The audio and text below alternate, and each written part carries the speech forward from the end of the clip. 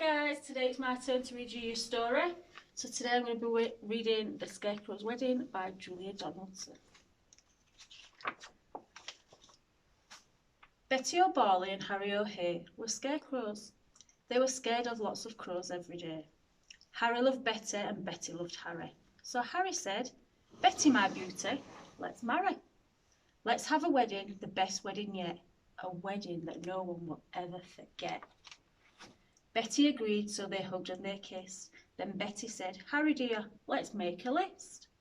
"Just as you say," answered Harry O'Hare, so they wrote down the things they would need for the day. A dress of white feathers, a necklace of shells, lots of pink flowers, 2 rings and some bells. Then Harry gave Betty O'Barley his arm, and the Scarecrows set off on a hunt round the farm. They hadn't gone far when they spotted some geese. "Oh geese, if you give us a feather apiece, you can come to our wedding, the best wedding yet, the wedding that no one will ever forget." "We will," honked the geese, and they each gave a feather. A spider friend offered to sew them together. "Hooray," said the Scarecrows. They hugged and they kissed, and they hurried back home and crossed dress off their list.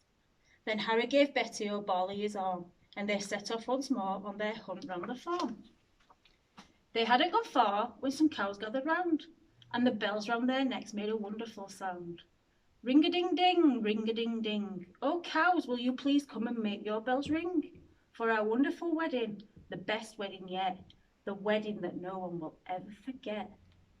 "Yes," mooed the cows, "we can tinkle our bells." Then a crab scuttled up with a necklace of shells. Some mice found 2 rings in a bin. They were certain the rings hadn't belonged to an old farmhouse curtain. "Hooray," cried the Scarecrows. They hugged and they kissed. "Pink flowers are the only thing left on our list." Then Harry said, "Betty dear, I can find those. Why don't I pick some while you have a doze?" Pink flowers," buzzed a big stripy bee. "I can find you a field of pink flowers, follow me." So the bee led the way and they travelled for hours, till they came to a field full of pretty pink flowers. Harry stood thinking, "I won't pick them yet. I'll need to find water to keep their stalks wet." "Just follow me," croaked a lumpy old toad. "There's a lovely wet pool at the top of his road." They climbed up the road. It was terribly steep. "I'm tired," said the toad, so they stopped for a sleep. Early next morning they came to the pool. "This water," said Harry, "is beautifully cool. But now I need something to carry it in. A jug or a vase or a cup or a tin." "I think I can help," said a small squirrely snail.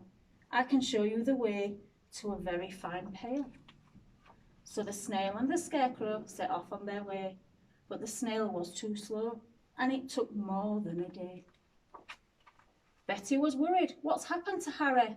Where is the Scarecrow I'm planning to marry?" The farmer came by with a frown on his face, and he made a new Scarecrow to take Harry's place. "Good day," said the Scarecrow. "I'm Reginald Rake." He took Betty's hand and he gave it a shake. "Together," he told her, "we'll make a fine pair. You're really quite pretty apart from your hair." Then he jumped in the tractor and told her, "Hop in. I'm a really fast driver. Let's go for a spin." But Betty said, "No, I must wait here for Harry. He's the Scarecrow I'm going to marry. We're planning our wedding, the best wedding yet, the wedding that no one will ever forget." Reginald laughed. "You'll be waiting forever. Forget about Harry.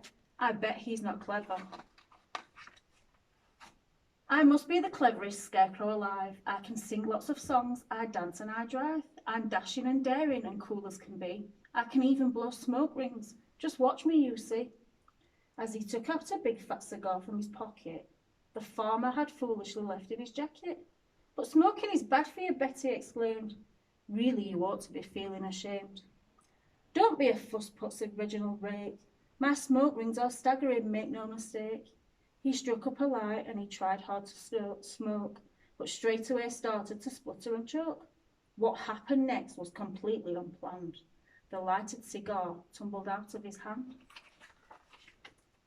It fell to the ground and it started a fire. Betty screamed, "Help!" as the flames flickered higher. But Reginald Rake said, "I'd better be off," and he bounded away with a terrible cough. Then suddenly, who should appear on the farm but Harry O'Hare with a pail in his arm. "Betty," cried Harry, "my own future wife." He poured on the water and saved Betty's life. Then they picked up the flowers, they hugged and they kissed. And then they said, now that's everything crossed off on the list. So Betty O'Barley and Harry O'Hay wed one another the very next day. And everyone, even the snail who was late, said, don't they look happy and don't they look great?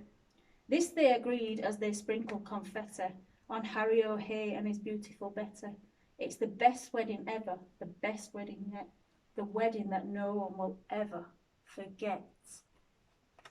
Right guys, hopefully we'll see you soon, so stay safe. Bye.